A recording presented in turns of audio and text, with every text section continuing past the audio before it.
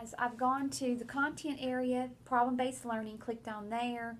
It's the very first top document in that section, PBL, the Common Core Standards it's called. You're going to click into that.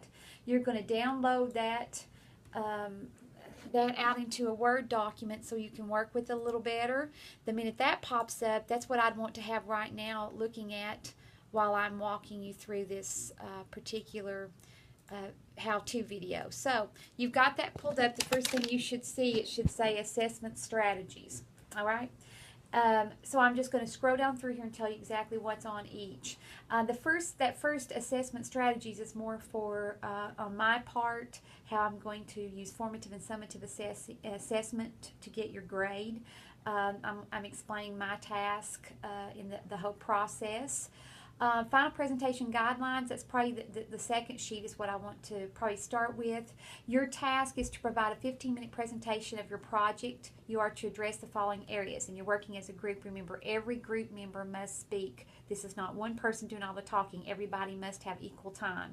So as you're designating parts out, since you're divided into groups of four, as you're dividing workload out, make sure everybody has equal amounts of talk time and everybody knows when to talk. So first, explain the Common Core standard your team chose and explain the rationale of why it was chosen. Why did you choose the common standard that you chose? Is it something that you hope to teach? It's one of your favorite subjects. You thought it would be easier. What's the reasoning? List the book title and the author of the relevant age-appropriate items your team agreed on that aligns with the chosen standard, and tell how and where the group found these materials, websites, peer recommendations, internet searches, etc., and the reasons behind using them. So what is the title of the book you chose to use? That title, that book has to correlate and teach the very standard that you have mentioned in the first step. So make sure you're doing that. Number 3, discuss the highlights of the group's Bloom's Taxonomy worksheet. So you're going to fill out one Bloom's Taxonomy worksheet for the book, one per group. One book, one Bloom's Taxonomy worksheet. And you're just going to highlight, you're going to pull it up and highlight some key components off of it, a few of the questions. Number 4, you're going to explain the student oral presentation task for the book. Your team, your group members are going to use this book and prepare an oral presentation task, a vocabulary task, a writing prompt, and then rubrics for each of those 3 tasks. Okay, so you're going to explain the student oral presentation task that you came up with as a group. Where did you get the material from to get that? You're going to explain the student vocabulary task for the book. You're going to cite where you got that idea, or whether you came up with it on your own, or maybe you saw a site that triggered you to create your own. You're going to explain the writing prompt task for the book, citing where that idea originated from. Then you're going to develop rubrics for each of the tasks above. So you'll have a rubric for the oral presentation, a rubric for the vocabulary test, and a rubric for the writing prompt task. Now, these rubrics should be able to be used, maybe modified slightly for a classroom teacher. The teachers can then take your work, these tasks and these rubrics, and actually implement it in the classroom. We don't want them to have to do much of anything, maybe just modify something. Provide the instructor a link to all the materials your group developed to meet the requirements of this task. If you're going to, whatever presentation mode you're going to use, whatever, so that I can click that link and get into everything you have too, so I can release it to teachers. Put a typed electronic copy of all the group's paperwork in the eLearn Dropbox before the presentation day, so anything needs to be scanned in. Run over and scan that in at the library so it'll be look better. You must provide concrete evidence that supports your ideas. Remember to use quotations whenever information is taken directly from a source, and cite work appropriately. Also provide a reference page slide identifying all resources you've used. So if you use websites, make sure you're citing them. The first slide of the presentation should have the name of your group, individual group members' names, as well as the grade, subject, and standard your group is working with. So if I were you, I'd be going through, as I'm starting to build this presentation, I'd go through and make sure I've met all of those expectations. Following your presentation, your classmates and I will be asking questions which may challenge your ideas. You should know your material well enough to respond. There could also be guests. Last time I had principals in here, I had Walter State folks in here, the dean was in there, so just know you may be asked some questions. All right, the next sheet says formatted delivery. I explain what I'm looking for. how I've set this up. This is not so much for you as it is for the people who would be coming in to evaluate you. But you can read down through that. There's also a group information sheet. You need to list all the group members' names, put the standard or standards that you chose, the grade, the subject, the date, write your mission statement. What are you being asked to think about and do? The very next sheet said, what do we know, and then what resources can we use to complete our mission? That should be filled out first thing. Those two sheets. This group information sheet and the next form where you're answering those two questions should be filled out immediately, scanned, and put into the Dropbox already. You're already there. That should be done first off. All right, the log sheet, anytime you all meet, all group names go on this list. You give me the date, the time, so you have a scriber in your group. You give me a summary of what actually happened in that meeting, and then everybody that's there in attendance initials it. That way I'll know who was there and who wasn't. If you FaceTime somebody in, make sure you tell me that you FaceTimed them in.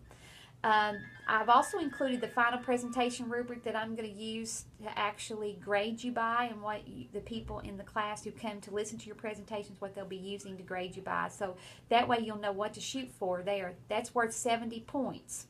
When you get up to present, we will grade you on 70 points. The other 30 will come from you, and we'll look at that in a minute. So then there's a sheet called problem-based learning activity, and it's just more of explaining for the purposes of whoever's going to be coming and listening to you all. The next sheet says self and peer evaluation, the Common Core standards. You're actually going to grade each other just like you do on a regular basis with the weekly activities you've been doing. This is based on 30 points.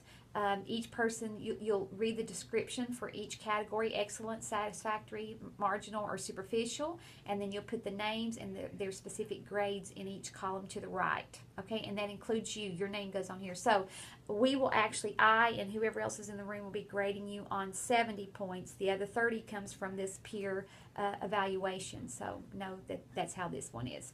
I've got some student outcomes for you, what I expect you to gain from this exercise. There's a timeline that we've blown out of the water because of all the other stuff we've been doing. And then there's a list of assignments for the activity. I would probably print that off and have that in my hand near the end, so I'm making sure I've done everything. So after you're being placed in the groups, first of all, you choose a grade subject. Number 2, you examine and choose a Common Core standard or standards for the chosen grade subject. 3, find a relevant age-appropriate fiction, nonfiction book that supports the chosen standard. And then 4, complete the Bloom's Taxonomy worksheet on that book. And then design an activity for students in the grade chosen in the following areas: an oral presentation task for the book that meets the chosen standard, effective vocabulary task, a writing prompt task, and appropriate rubrics for each of the tasks above. Now, as you're doing that, I'd be marking those off the list. In this same document, I've included a copy of the Bloom's Taxonomy worksheet. You just fill in your information. My worksheet is bolded. Yours should not be, so don't bold your answers, and that way it'll be more easily seen. I've also included a Common Core aligned reading material worksheet. It's the title of the book, magazine, newspaper, article, etc. Include a picture of the book and maybe a price and where to buy it if possible, so the teachers don't have to look for that. You tell me the reason that your team chose the book for this assignment was, and then the students will be able to, and then you give me your reading task, oral presentation idea, vocabulary task, writing task, the discussion questions, which is your Bloom's Taxonomy. You're going to give me a picture of the book and explain, you're going to tell me the text selection this book was taken from, where did you get it.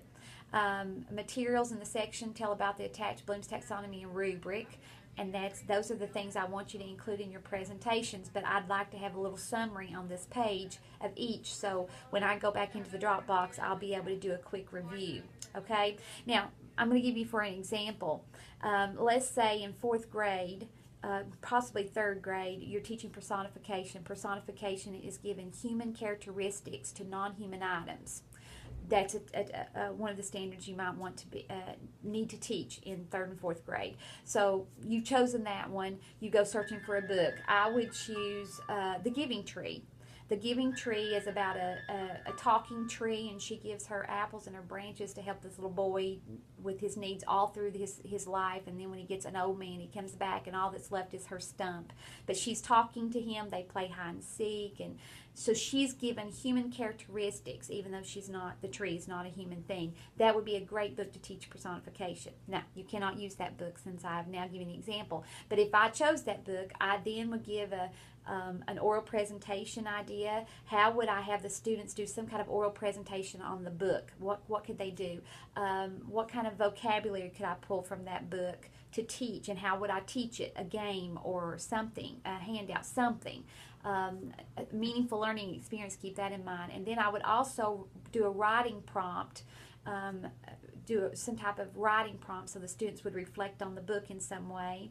And then the discussion questions, the Bloom's Taxonomy, would be all about that book. You would write 3 questions for each of the 6 levels of Bloom's Taxonomy, and it would be questions that are about that book based on the PowerPoint, Bloom's PowerPoint that I showed you this, that I've already showed you.